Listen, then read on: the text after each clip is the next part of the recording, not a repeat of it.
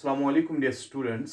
आज हम पढ़ने जा रहे हैं the next lecture on the chemical properties of D block elements. Basically एक दो दिनों से मैंने कोई भी वीडियो अपलोड नहीं किया। I was busy in a marriage function of my friend and आज हम वापस आ रहे हैं अपने मेन बिजनेस पे, that is our online teaching system. And in this lecture, we are going to discuss the chemical properties जो हम डिस्कस कर रहे थे डी ब्लॉक एलिमेंट्स के रिगार्डिंग। उसमें से हम और एक प्रॉपर्टी डी ब्लॉक एलिमेंट्स की डिस्कस करेंगे केमिकल प्रॉपर्टीज में से, that will be the catalytic properties of D block elements. Catalytic properties of D block elements के बारे में हम ये पढ़ेंगे कि कैसे D block elements catalysts act करते हैं, वो कौन कौन सी कंडीशंस है जो डी ब्लॉक एलिमेंट्स को फॉलो करनी होगी जो और जिसकी वजह से वो कैटलिस्ट्स एक्ट करेंगे। ऐसी कौन सी प्रॉपर्टी है ट्रांजिशन एलिमेंट्स में या डी ब्लॉक एलिमेंट्स के में जिस वजह से वो कैटलिस्ट्स एक्ट कर पाते हैं। तो सबसे पहले हम यहाँ पे डिस्कस करेंगे ऐसे केसेस, ऐसे केमिकल रिएक्शंस जिनमें ये D block elements catalysts act करते हैं। तो जैसे आपने एक बार ही मैंने आपको बोला था, during the conversion of sulphur dioxide, अगर हमें सल्फर डाइऑक्साइड को सल्फर ट्राइऑक्साइड में कन्वर्ट करना हो, if we have to convert sulphur dioxide into sulphur trioxide, we generally add oxygen to the two molecules of sulfur dioxide, and by treating sulfur dioxide with oxygen, the sulfur dioxide gas it gets converted into sulfur trioxide gas. But ये जो reaction है, the conversion of SO2 into SO3, this takes place in presence of a special compound that is vanadium pentoxide V2O5। ये जो vanadium pentoxide है, it is the compound of D block element। इसमें जो vanadium है, vanadium is a D block element और vanadium का compound हमने लिया है, D block element का compound हमने लिया है और यही compound इस reaction में catalyst act करता है। हम ये कह सकते हैं the compounds of D block elements या D block elements itself they have the ability to act as what catalysts। यहाँ पे हमने डी ब्लॉक एलिमेंट का कंपाउंड यूज किया है कैटलिस्ट। तो कैसे ये कैटलिस्ट एक्ट करता है वो हम लेटर ऑन डिस्कस करेंगे। इसका रोल क्या है इस रिएक्शन में वो भी हम लेटर ऑन डिस्कस करेंगे। तो पहली रिएक्शन जो मैंने ली है इसमें मैंने यूज करा है catalyst vanadium pentoxide which is the catalyst of D block element. Second reaction में यहां पे ले लेता हूं, जैसे मेरे पास यहां पे नाइट्रोजन गैस है और इसको मैं 3 टाइम्स हाइड्रोजन के गैस के साथ रिएक्शन करवा रहा हूं, एंड जब भी नाइट्रोजन और हाइड्रोजन गैस कंबाइन करते हैं they result in the formation of ammonia. यहां पे आपका अमोनिया गैस बनता है। लेकिन ये जो रिएक्शन है, the combination of nitrogen and hydrogen to form what ammonia, this reaction is called Haber's process। और Haber's process में भी एक ट्रांजिशन एलिमेंट या डी ब्लॉक एलिमेंट यूज होता है कैटलिस्ट, जो कि है यहाँ पे आयरन। इस रिएक्शन में आयरन कैटलिस्ट यूज होता है और इसी रिएक्शन में मोल्बिडिनियम वो भी एक डी ब्लॉक एलिमेंट है, वो यूज होता है एज कैटलिस्ट या प्रमोटर। तो इस वाली रिएक्शन में आयरन यूज होता है कैटलिस्ट और मोल्बिडिनियम यूज होता है प्रमोटर। यानी कि डिफरेंट टाइप्स ऑफ रिएक्शंस है जिसमें D block elements like iron, nickel, copper, platinum, palladium catalysts use होते हैं। और ऐसे ही करके डिफरेंट केमिकल रिएक्शंस है जिसमें compounds of D block element like vanadium pentoxide, vanadium is the D block element, compounds of D block elements जिनमें use होते हैं कैटलिस्ट्स। ऐसे करके आपने पढ़ा होगा, ऑर्गेनिक केमिस्ट्री में पढ़ते हो, during the conversion of alkenes, अगर हम अल्कीन्स लेते हैं जिनमें कार्बन कार्बन डबल बॉन्ड होती है, अगर हम इनको हाइड्रोजनेशन करते हैं, हाइड्रोजन ऐड करते हैं, they get converted into alkenes, they get converted into alkenes during the conversion of unsaturated hydrocarbons that is alkenes to saturated compounds that is alkanes, This reaction is usually carried in presence of catalyst that is nickel, या तो इसमें निकल catalyst use होता है, या तो इसमें platinum catalyst use होता है, या तो इसमें पैलेडियम यूज होता है catalyst. That means we can use nickel, platinum or palladium as catalyst during the hydrogenation of alkenes. या यही रिएक्शन जो कहलाती है Sabatier-Sanders-Malhi रिएक्शन, जो कि यूज होती है इन द प्रिपरेशन ऑफ वनस्पति घी. जो वनस्पति घी में की प्रिपरेशन में हम इन अनसैचुरेटेड कंपाउंड्स की हाइड्रोजनेशन जो करते हैं उसमें हमें निकल, प्लैटिनम या पैलेडियम यूज होते हैं क्या, कैटलिस्ट. दैट मींस जो डी ब्लॉक एलिमेंट्स है या इनके जो कंपाउंड्स है उनकी एक स्पेशल प्रॉपर्टी है, they act as catalysts in different chemical reaction either in their elemental form और they act as catalysts in either in their compound form. लेकिन ये तो आ गया कौन कौन सी रिएक्शंस में ये कैटलिस्ट्स एक्ट करते हैं. यहां पे मैंने 3 केसेस डिस्कस करे हैं. ऐसे ही बहुत सारी रिएक्शंस है जिनमें हमें कॉपर कैटलिस्ट यूज होता है, प्लैटिनम कैटलिस्ट यूज होता है, निकल कैटलिस्ट यूज होता है. बहुत सारे डी ब्लॉक एलिमेंट्स कैटलिस्ट्स के फॉर्म में यूज होते हैं. लेकिन ये कैटलिस्ट्स एक्ट क्यों करते हैं, इनके लिए मैं आपको 2 कंडीशंस दे देता हूं. D block elements act as catalysts because of 2 important reasons. वो इंपॉर्टेंट रीजंस मैं यहां पे डिस्कस कर देता हूं. तो सबसे पहले मैं यहां पे जो फर्स्ट रीजन दे रहा हूं आपको, the first reason why d block elements act as catalysts, इसके लिए जो मैं पहला रीजन दे रहा हूं वो ये है, d block elements have the ability to show variable oxidation states. They have the ability to show variable oxidation states. ये जो d block elements है ये different types of oxidation status show कर पाते हैं in case of chemical reactions. Due to this reason as they show variable oxidation states, due to this reason D block elements act as catalysts. जैसे मैं आपको दिखाता हूं, अभी मैंने कहा था वेनेडियम पेंटॉक्साइड जो है V2O5 ये एक्ट करता है catalyst during the conversion of SO2 to SO3. लेकिन ये क्यों कैटलिस्ट एक्ट करता है, क्योंकि इसमें जो वेनेडियम है ये जब भी सल्फर डाइऑक्साइड को सल्फर ट्राइऑक्साइड में कन्वर्ट होता है, this compound the vanadium element which is a D block element, it undergoes change in oxidation state from +5 to +4 then back to +5. वो मैं आपको यहां पे शो कर देता हूं. जैसे आपका वेनेडियम पेंटॉक्साइड है V2O5 जो कि कैटलिस्ट एक्ट करता है. ये कैटलिस्ट क्यों एक्ट करता है वो आप यहां पे देख लोगे. यही वेनेडियम पेंटॉक्साइड, इसमें ऑक्सीजन का जो ऑक्सीडेशन स्टेट होगा ऑक्सीजन का दैट इज -2, लेकिन ऑक्सीजन यहां पे 5 टाइम्स है, 5 2 हो गया -10. तो वेनेडियम 2 का हो गया +10 और एक वेनेडियम का जो चार्ज होगा दैट विल बी +5. यानी कि V2O5 में वेनेडियम का जो ऑक्सीडेशन स्टेट है दैट इज +5. तो इसका मैं नाम रख देता हूं vanadium 5th oxide. This compound is vanadium 5th oxide. ये जो एक कंपाउंड है इसका मैंने यहां पे नाम रख दिया है वेनेडियम 5th ऑक्साइड. वो वेनेडियम 5th ऑक्साइड मैंने इसलिए यहां पे इसको नाम रखा है क्योंकि इसमें जो वेनेडियम का चार्ज है दैट इज +5. जैसे आप यहां पे देख रहे होंगे ऑक्सीजन 5 है, 5 ऑक्सीजन -10 ऑक्सीडेशन स्टेट शो करेंगे और 2 वेनेडियम +10 ऑक्सीडेशन स्टेट शो करेंगे और एक वेनेडियम जो है वो +5 ऑक्सीडेशन स्टेट शो करेगा. Due to the ability of showing this +5 oxidation state I call this compound as vanadium 5th oxide. और यही कंपाउंड सल्फर डाइऑक्साइड के साथ रिएक्शन करता है. It reacts with what? SO2. Our catalyst, the compound of D block element, it reacts with SO2 and converts this SO2 into SO3.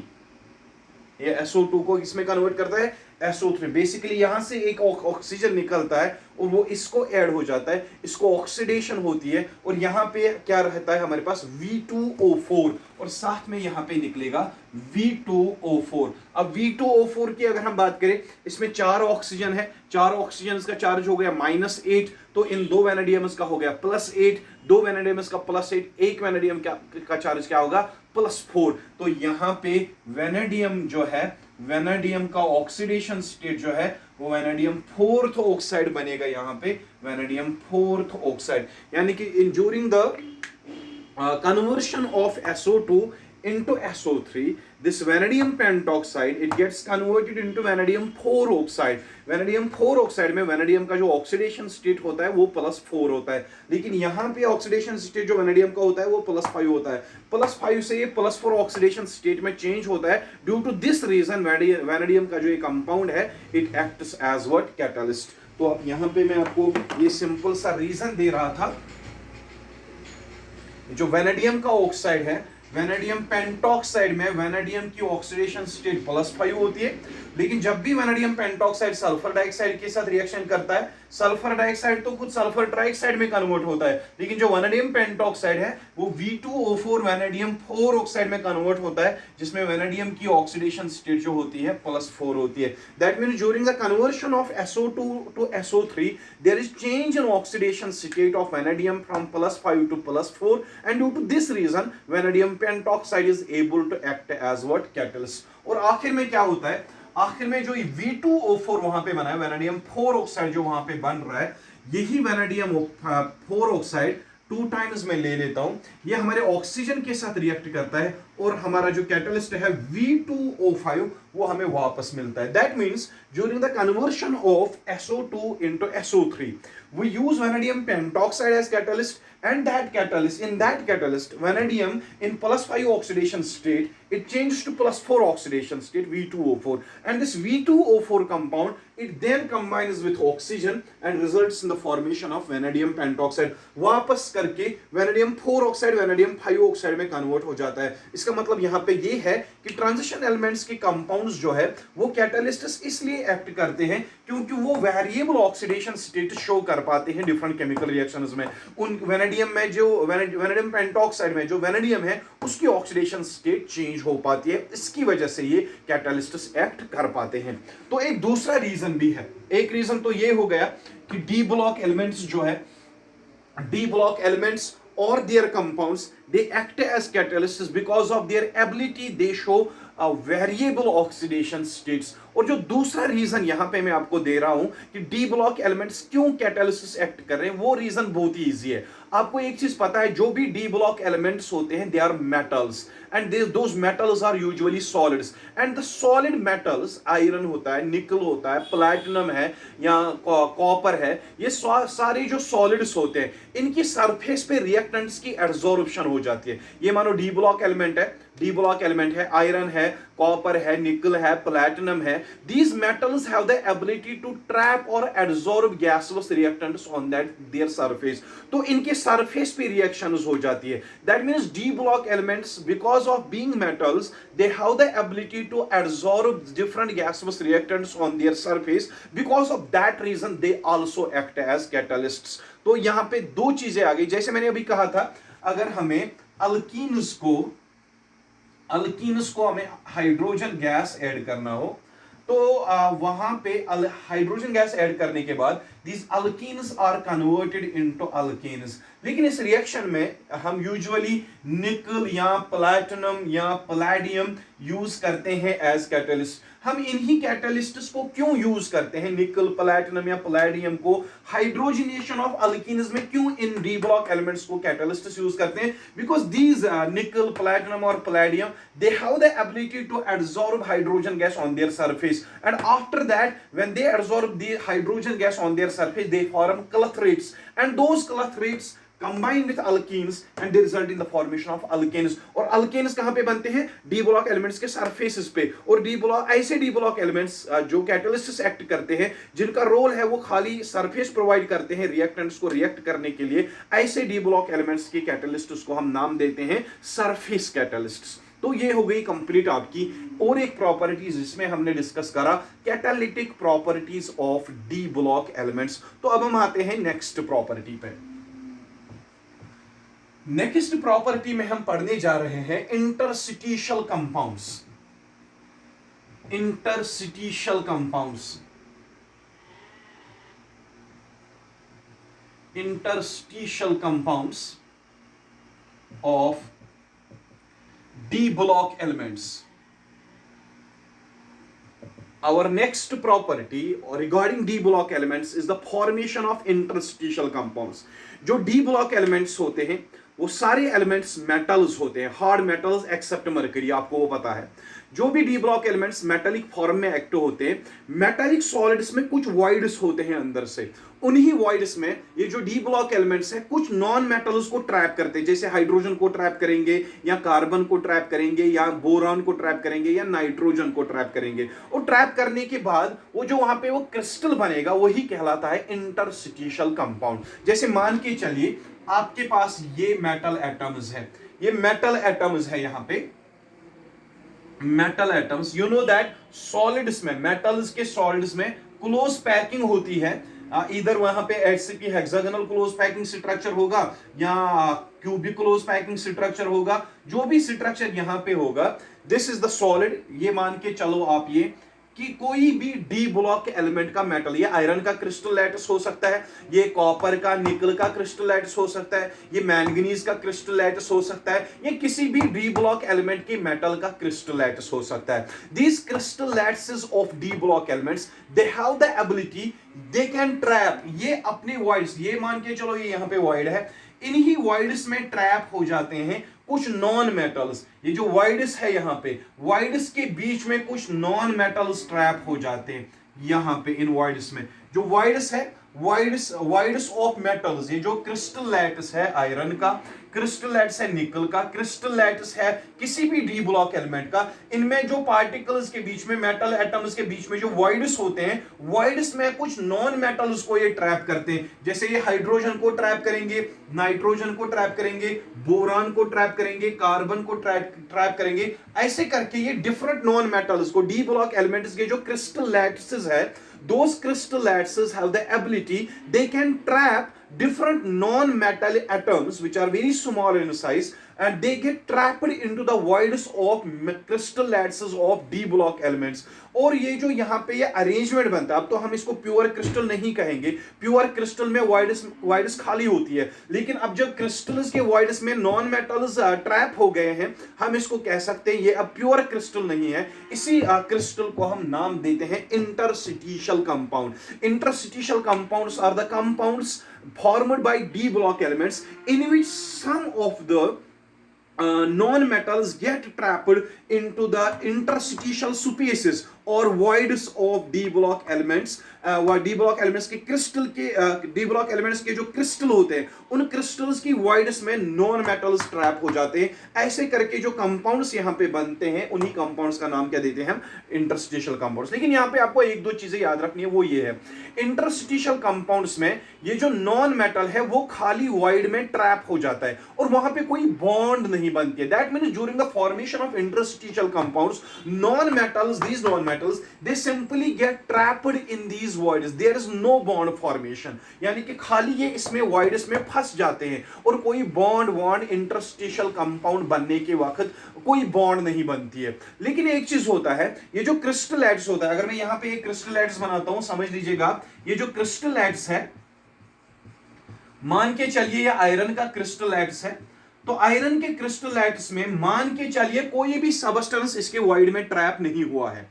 जब void में कोई particle trap नहीं होगा तो हम कह सकते हैं it is a pure iron crystal या प्योर मेटल क्रिस्टल। लेकिन अगर आप आयरन के वॉइड्स में नॉन मेटल्स ट्रैप हो गए तो इसको हम प्योर आयरन क्रिस्टल नहीं, इसको हम कह सकते हैं it is the interstitial compound formed by iron. देख लीजिए, अगर हाइड्रोजन यहां पे ट्रैप हो गया तो इंटरस्टिशियल कंपाउंड का नाम पड़ेगा इंटरस्टिशियल हाइड्राइड। अगर कार्बन यहां पे ट्रैप हुआ तो हम कहेंगे इंटरस्टिशियल कार्बाइड बन गया है। अगर बोरॉन यहां पे ट्रैप हो गया तो हम कहेंगे इंटरस्टिशियल बोराइड बन गया। अगर यहां पे नाइट्रोजन ट्रैप हो गया तो हम कह सकते हैं इंटरस्टिशियल नाइट्राइड बन गया। तो जैसे आपके एग्जांपल्स है बहुत सारे,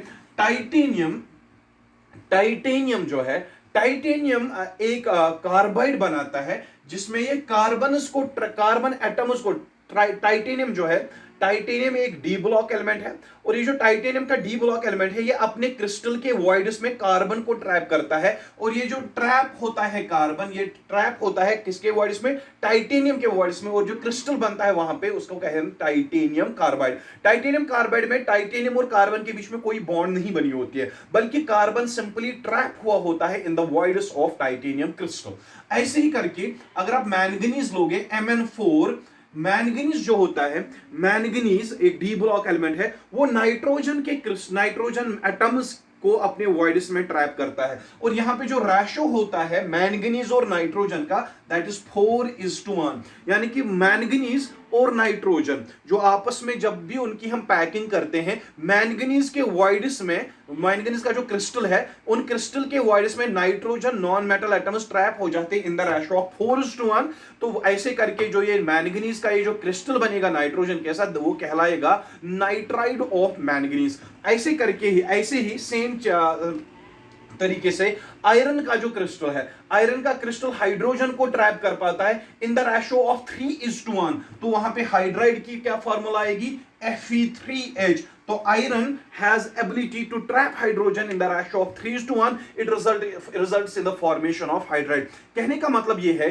ये सारे इंटरस्टिशियल हाइड्राइड्स जो होते हैं, इंटरस्टिशियल हाइड्राइड्स या इंटरस्टिशियल कार्बाइड्स या इंटरस्टिशियल नाइट्राइड्स, ये सारे भी इंटरस्टिशियल कंपाउंड्स जितने भी है, ये तब बनते हैं जब एक डी ब्लॉक एलिमेंट का मेटालिक क्रिस्टल अपने वॉइड्स में किसी भी non metal atom, hydrogen, carbon, boron या किसी भी नॉन मेटल एटम को अपने वॉइड्स में ट्रैप करता है। अगर हम अब एक साइड से प्योर क्रिस्टल लेंगे, दूसरे साइड से अब इंटरस्टिशियल कंपाउंड लेंगे उसी क्रिस्टल का, समझ लीजिए हमारे एक साइड में आयरन का प्योर क्रिस्टल है, दूसरे साइड में हमारे पास आयरन का हाइड्राइड है, आयरन का कार्बाइड है, तो प्रॉपर्टीज में डिफरेंस डेवलप हो जाती है। यहां पे आयरन प्योर है, उसमें कोई इंटरस्टिशियल कंपाउंड नहीं बनाया है, और दूसरे साइड से मेरे पास एक ऐसा कंपाउंड है जिसने, एक ऐसा डी ब्लॉक एलिमेंट है जिसने क्या बनाया है, इंटरस्टिशियल कंपाउंड। तो इंटरस्टिशियल कंपाउंड्स की जो प्रॉपर्टीज होती है, they are completely different than the pure D block element crystals.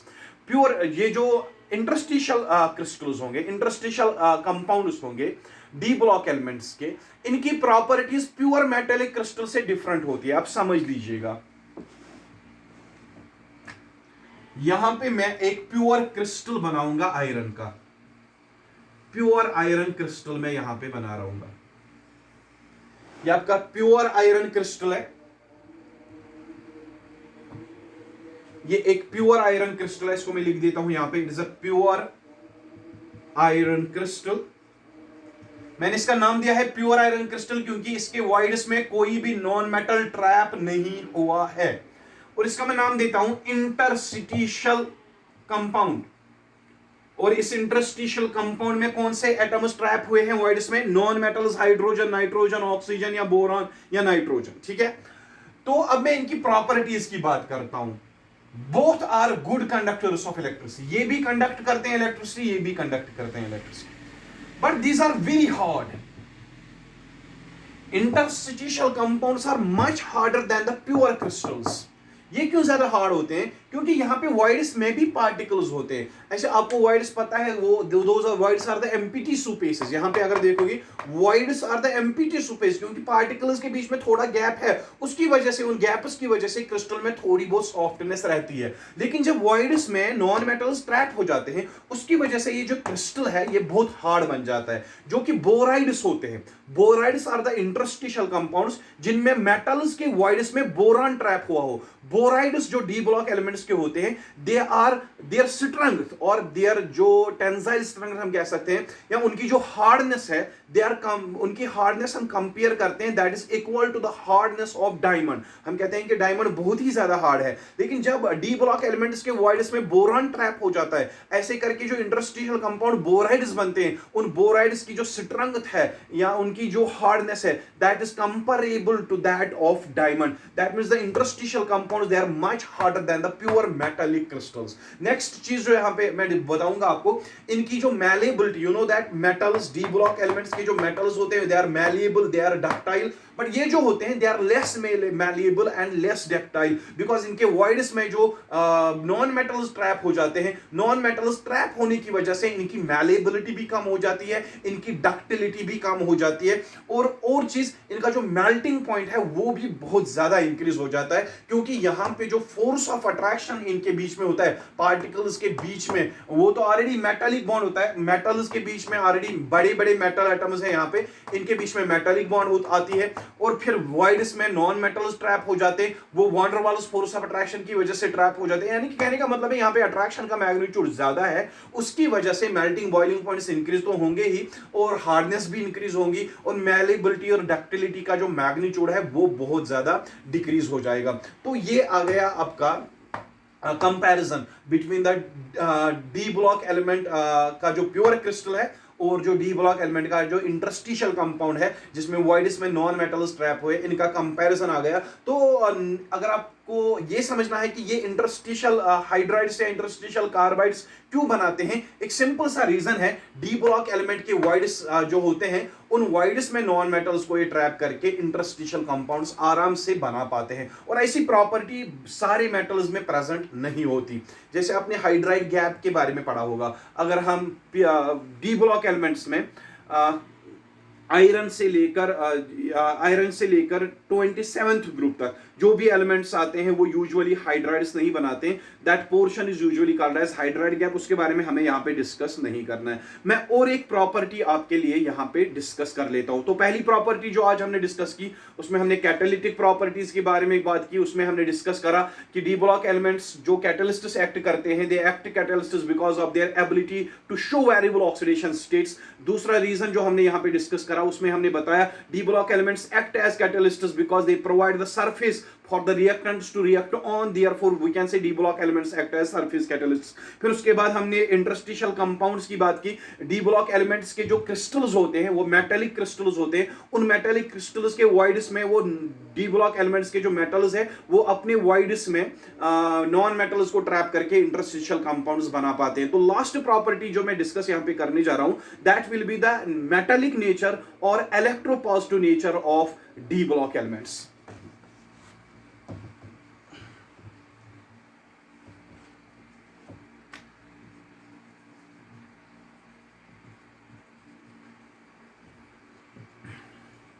तो अब हम नेक्स्ट प्रॉपर्टी जो डिस्कस करेंगे that is metallic property of D block elements. ये जो डी ब्लॉक एलिमेंट्स होते हैं, all the D block elements are metals. ये सारे मेटल्स होते हैं and they are generally hard metals. They are generally what? Hard metals. Hard metals ये होते हैं with the exception of mercury. ये जो मरकरी होता है it is the only D block element which is a soft metal. वो soft क्यों होता है मैं वो बता देता हूं आपको। पहली बात में जो यहाँ पे मैंने की, D all the D block elements they are metals, hard metals, exception being what? Mercury. लेकिन ये मेटालिक कैरेक्टर क्यों शो करते हैं इसके लिए मैं आपको एक रीजन बता देता हूं। जो डी ब्लॉक एलिमेंट्स होते हैं, you know that D block elements में जो n-1th शेल होती है, पेन अल्टीमेट शेल, इनमें पेन अल्टीमेट शेल में डी ऑर्बिटल्स जो होते हैं, डी ऑर्बिटल्स जो होते हैं उनमें अनपेयर्ड इलेक्ट्रॉन्स होते हैं। The d block elements, in case of d block elements, there is the progressive filling of n-1 d subshell। d block elements में लास्ट इलेक्ट्रॉन एंटर होता है n-1 d सबशेल में, और n-1 d सबशेल में बहुत सारे electron क्या होते हैं? अनप्योर। जैसे मैं आपको एक एग्जांपल दे देता हूं। क्रोमियम है मेरे पास, क्रोमियम की इलेक्ट्रॉनिक कॉन्फ़िगरेशन क्या है? argon 3d5 4s1। अगर मैं 3d5 की बात करूं, d5 की बात करूं, d ऑर्बिटल्स 5 होते हैं, 1 2 3 4 एंड 5। तो इलेक्ट्रॉन्स भी कितने? 5। हर किसी ऑर्बिटल में एक एक अनपेयर्ड इलेक्ट्रॉन होता है। That means chromium it has 5 unpaired d electrons, and due to the presence of these unpaired d electrons, these electrons are involved in what? Metallic bond formation, and due to that reason we can say chromium is a strong metal, या इसका metallic nature जो है वो बहुत ज्यादा होता है। That means d block elements जो होते हैं इनमें जो n-1 d electrons होते हैं, 1 d orbitals होते हैं, वो orbitals unpaired होते हैं और वही electrons metallic bond formation में participate करते हैं, and due to the participation of large number of unpaired electrons in metallic bond, they are hard metals। ऐसे आप देखोगे अगर हम बात करते हैं डी ब्लॉक एलिमेंट्स में, डी ब्लॉक एलिमेंट्स में जो क्रोमियम है मोल्बिडिनियम है या टंगस्टन है। ये वो डी ब्लॉक एलिमेंट्स है जिनमें अनपेयर्ड इलेक्ट्रॉन्स का नंबर बहुत ज्यादा होता है, अनपेयर्ड डी इलेक्ट्रॉन्स का नंबर बहुत ज्यादा होता है। इसलिए डी ब्लॉक एलिमेंट्स में से ये एलिमेंट्स जो होते हैं सबसे ज्यादा मेटालिक कैरेक्टर शो करते हैं, सबसे ज्यादा हार्ड होते हैं। स्पेशली अगर आप टंगस्टन की बात करोगे, इसका जो मेल्टिंग पॉइंट होता है दैट इज 3333 केल्विन। इतना हाई मेल्टिंग पॉइंट टंगस्टन का इसलिए है क्योंकि इसके पास अनपेयर्ड डी इलेक्ट्रॉन्स का नंबर बहुत ज्यादा होता है।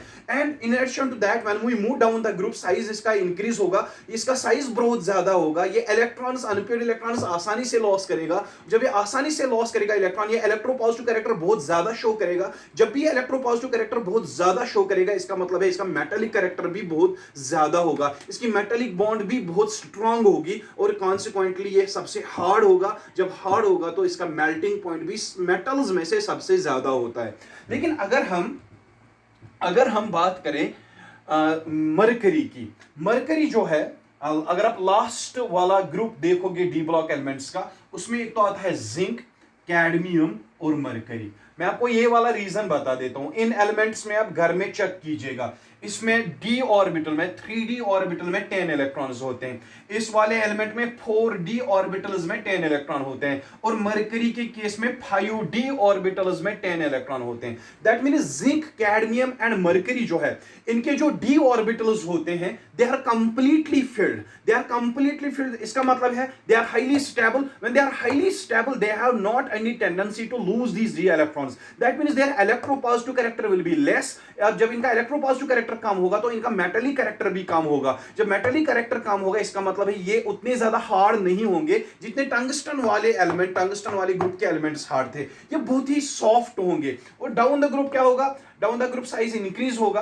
तो साइज तो इंक्रीज होगा ही, लेकिन ये जो है मरकरी, साइज इंक्रीज होने की वजह से इसका कर्नल भी बहुत बड़ा होगा। और कर्नल यानी कि न्यूक्लियस, कर्नल का साइज जितना बड़ा होगा, इसकी पॉजिटिव चार्ज डेंसिटी उतनी कम होगी। जब इसकी पॉजिटिव चार्ज डेंसिटी कम होगी, ये अपने इलेक्ट्रॉन्स को कम ही अट्रैक्शन कर पाएगा, और जो मेटालिक बॉन्ड ये बनाएगा mercury, due to the less positive charge density on its nucleus, ये अपने इलेक्ट्रॉन्स को, वैलेंस इलेक्ट्रॉन्स को कम अट्रैक्शन करके इसकी जो मेटालिक बॉन्ड बनेगी वो बहुत वीक बॉन्ड होगी। इसीलिए ये इसका जो क्रिस्टल बनेगा वो बहुत सॉफ्ट बनेगा। That is why mercury acts in the form of क्या, लिक्विड। लेकिन अगर हम जिंक, कैडमियम और मरकरी की बात करें, down the group size increase होगा, लेकिन जिंक का जो साइज है वो छोटा होगा। छोटा साइज जो है, इसका मतलब इसका न्यूक्लियस जो होगा उसका साइज छोटा होगा, लेकिन पॉजिटिव चार्ज डेंसिटी बहुत होगी। पॉजिटिव चार्ज डेंसिटी बहुत होने की वजह से अपने वैलेंस इलेक्ट्रॉन्स को बहुत टाइटली अट्रैक्ट करेगा और मेटालिक बॉन्ड स्ट्रांग बनाएगा। कॉन्सिक्वेंटली जो जिंक है